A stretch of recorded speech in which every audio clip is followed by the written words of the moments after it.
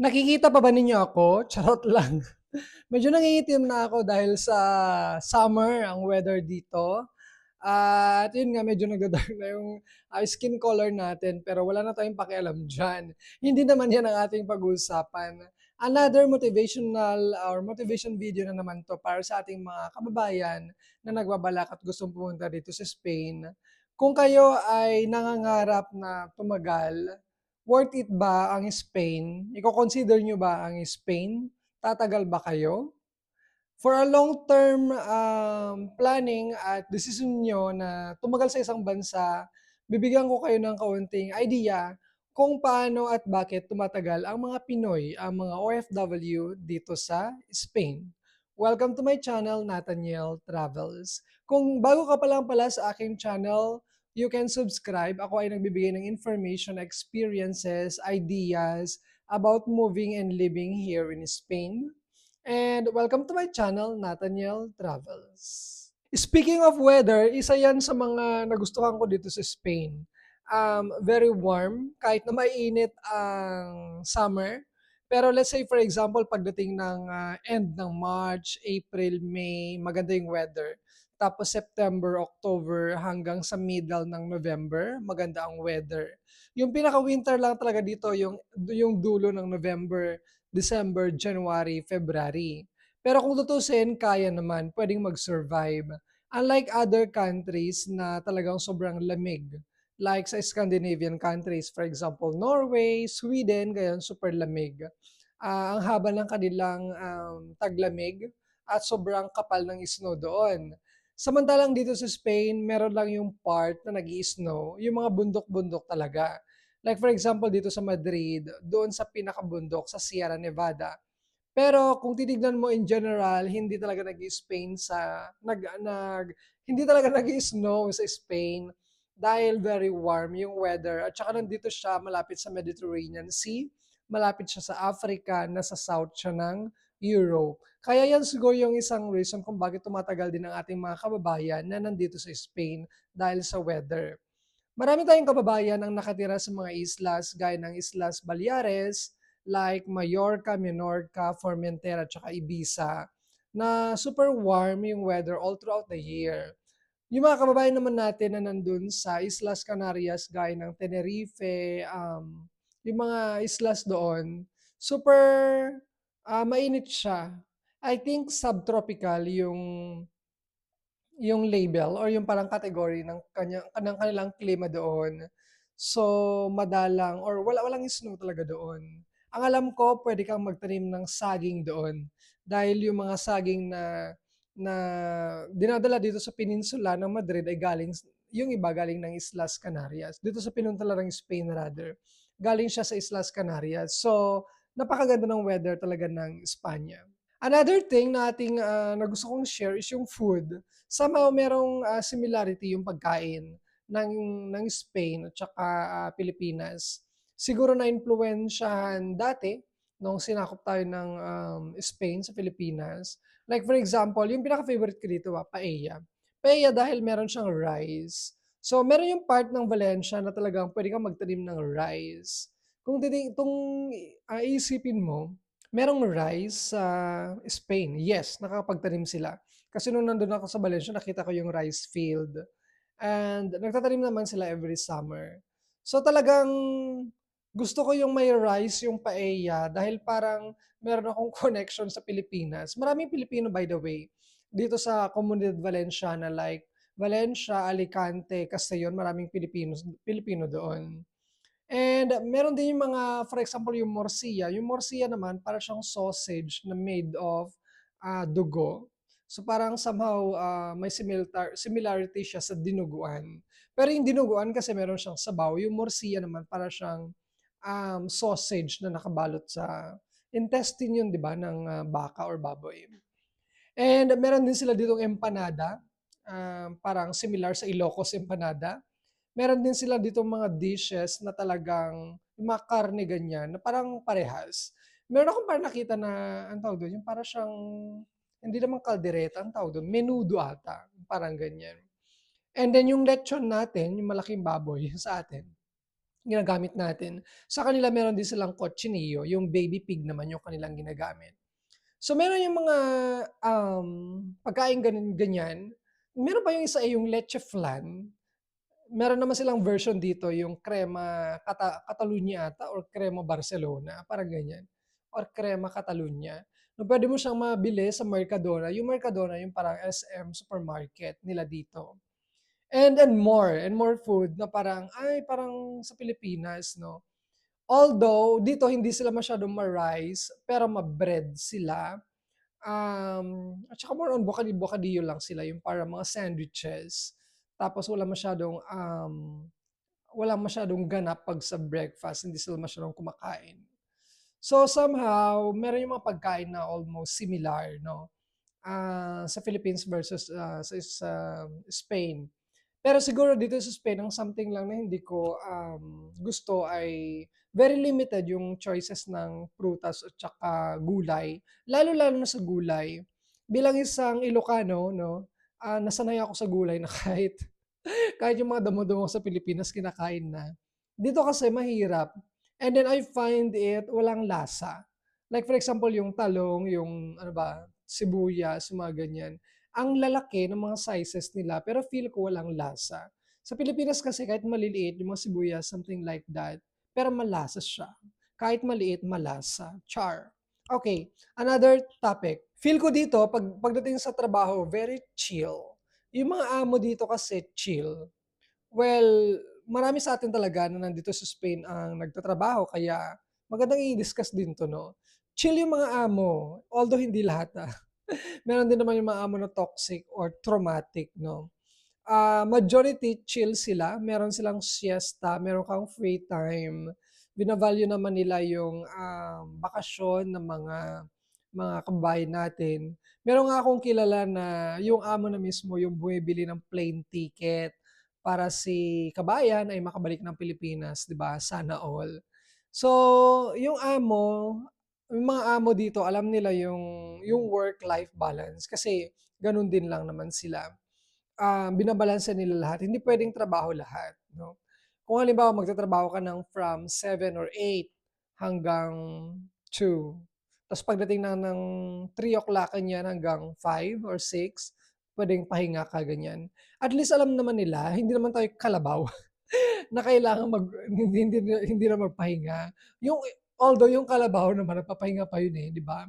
Hindi naman tayo makina. 'Di ba, kailangan naman nating magpahinga talaga at 'yun yung something siguro na nagustuhan ng ating mga kababayan dito. Kahit nasa kompanya ka, kahit na may amo kang sarili, private, alam nila na dapat kang mag-enjoy din, hindi puro trabaho. I think nabanggit ko 'to sa aking mga, previous videos. Dito walang masyadong natural calamities kaya tumatagal din siguro yung mga Pilipino. Walang lindol, walang bagyo, chill lang. Kaya dito name-maintain nila, naproprotektahan nila yung kanilang mga old na mga simbahan, ganyan. Kasi wala namang ganap dito. Kaya for me, yun yung na-appreciate ko talaga. Coming from the Philippines na halos every month may bagyo. Dito, chill. Chill yung mga tao, chill ang weather. Although meron din namang effect ng climate change, pero for me hindi ko masyadong nararamdaman yung struggle 'no, na dulot ng mga natural calamities gaya nga ng bagyo or earthquake, ganyan. Pagdating sa mga tao, hindi lang sila chill, yung attitude nila gusto ko open sila, marespeto sila, kahit yung iba prank ka, pero at least they are being pranked naman na totoo naman. Siguro meron naman silang pinanggagalingan at tsaka reasons kung bakit sila prangka, ganyan. Tsaka marespeto sila bilang isang tao. Wala akong nakikita na nagfi-pisikalan, wala akong nakikita na although dito verbal, grabe silang magsalita, para silang nakikipag-away, pero hindi naman. Ano dito, okey siya, kahit sa public places, ganyan. Wala akong masyadong nakikitang eskandaloso, mga ganyan. Siguro another reason kung bakit ang daming mga Pinoy dito sa Spain ay dahil sa religion, being Catholic. Kasi ang majority dito sa Spain, Catholic sila. At galing naman talaga sa Espanya yung pagiging Catholic nating mga Pilipino. Yan yung isa na kanilang dinala nung sinakop nila tayo, being, Catholic. So, kung parehas kasi kayo ng pinapaniwalaan, yung values the same din lang, so tugma. tugma yung inyong, pananaw sa buhay, yung belief 'no, somehow, when it comes to religion. Kaya siguro tsaka may mga simbahan 'no, nagkalat yung mga simbahan dito, may mga Pinoy na, sila mismo yung nag-officiate at talagang yung mga misa ganyan, every Sunday and other days. So, talagang meron tayong connection na minsan hindi lang sa ugali, sa religion, sa food. Marami tayong pagkakatulad, ang Spain at saka Spanish. I don't know kung minana ba natin talaga sa kanila or either siguro at somehow meron din silang na-adapt galing sa atin nung sinakop nila tayo for 333 years. Pagdating din pala sa trabaho dito sa Spain, talagang nakikita naman nila kung gaano ka-hardworking ang ating mga kababayan, gaano tayo kalinis, gaano natin bina-value and appreciate yung ating trabaho. Kasi like po 'pag for example guys, pupunta ka ng Madrid, halimbawa pupunta ka ng isang restaurante or shops, meron meron kang makikitang Pilipino 'no. Hindi naman gano'n kadami yung Pilipino comparing sa other nationalities like taga Venezuela or Colombia or Morocco, Romania, ganyan. Pero marami ka na makikita. Halimbawa dun sa oldest restaurant in the world, sa Butin, may mga Pilipino doon. Dun sa restaurante ng Valor, yung Valor is gumagawa din sila ng churros, poras, mga tsokolate. Maraming Pilipino doon at meron tayong kakilala doon. Sa iba't ibang mga restaurante, yung Four Towers ng Madrid, yun yung apat na pinakamatatas nilang tore. Pilipino yung isang nagmamay-ari doon. Sobrang madami ng Pilipino talaga dito, hindi ka na nag-iisa. At saka na-establish na pati yung trabaho talaga na yung mga Pilipino tumatagal sila na hindi lang sa environment, sa bansa, doon din sa workplace. Kasi grabe din naman tayo kasi tayong mag-ano, eh, 'di ba, magtrabaho. Although hindi lahat, to be fair, hindi lahat ng ating mga kababayan ay masisipag 'no, pero majority talaga hardworking. Alam mo nag-a-agree kayo diyan? Tayong mga Pinoy, karamihan sa atin gusto na natin na parang maputi tayo. Kaya nga gumagamit tayo ng mga whitening products, ganyan. Pero dito sa Spain, ang isang na-appreciate nila is yung ating skin color na to the point na pinapakasalan na ng ating mga kababayan kasi gusto nila yung, pagka-moreno natin, yung morena natin, yung pagka-natural tan ng ating kutis at since, na-appreciate nila 'yan at nagkakaroon sila ng jowa, ganyan, kaya tumatagal yung iba nating mga kababayan. So halimbawa nakipag-date ka or pumunta ka sa isang, dating app, siguro since iba yung itsura mo or iba yung skin color mo, na-appreciate ka nila. At yun nga, since na-appreciate ka nila, tumatagal tayong mga Pilipino dito. And also for LGBT people 'no, ang daming mga LGBT people na nagkakaroon ng partner ng mga Espanyol at tumatagal sila dito dahil din 'yan sa appearance natin. Isa pa pala sa mga pagkakatulad nating mga Pilipino sa mga Espanyol ay being family-oriented. So since family-oriented tayo at ganito din ang society, ang community dito sa Spain, 'pag nag-adjust tayo or nag-adapt tayo sa ating environment, hindi tayo nahihirapan kasi ito yung nakikita natin sa ating paligid. And feel ko lang, since gano'n nga yung nakikita natin sa ating paligid, na appreciate natin yon at mas madaling mamuhay sa isang place na parehas tayo ng values aside from religion and also yung family value. Kasi connected lahat yan eh. Dadalhin mo yung anak mo sa eskwela, pupunta ka ng ganito or ganyan. Tapos kung meron silang values sa Filipino, kasi sa values sa for having a family, makikita mo yan. At makakakuha ka ng parang inspiration sa kanila. O yung isang pamilya naglalaro sa park, o sama-sama sila, kumakain, masaya, tumatawa. Kung ganun yung environment mo, kahit na ikaw ay isang dayo, parang naiki-carry mo siya sa sarili mong pamilya at tumatagal ka. Marami ng mga Pilipino dito na meron ng sari-sariling family dito sa Spain. And that's one of the reasons why people maintain and keep their stay here in Spain. Paggabi dito sa Spain, sobrang safe. Kung lalabas ka, magte-take ka ng public transport, maglalakad ka, generally safe siya. So since may security dito sa Spain, ma-appreciate natin 'yon. walang masyadong, anong tawag dito, mga violence gano'n outside. 'Pag gano'n yung ating environment, tatagal talaga ang mga tao. At minsan nga parang mas feel ko na parang mas safe pa ako dito 'no, kaysa sa Pilipinas. Although sa Pilipinas naman safe din naman, pero 'pag nanood ka halimbawa ng news sa Philippines, everyday 'pag sa GMA or sa ABS-CBN or sa TV5, ang daming mga patayan, sa ganito, ganyan-ganyan, ang daming nangyayari. Parang feel ko mas safe pa dito sa Spain or sa mga karatig bansa ng Spain. Another thing is that, 'pag halimbawa sanay ka na sa Pilipinas since tayo ay mga island-island 'no. Kasi dito sa Spain, meron siyang, coastal part 'no, like Valencia or Andalusia. May mga or even sa north like Galicia or Bilbao.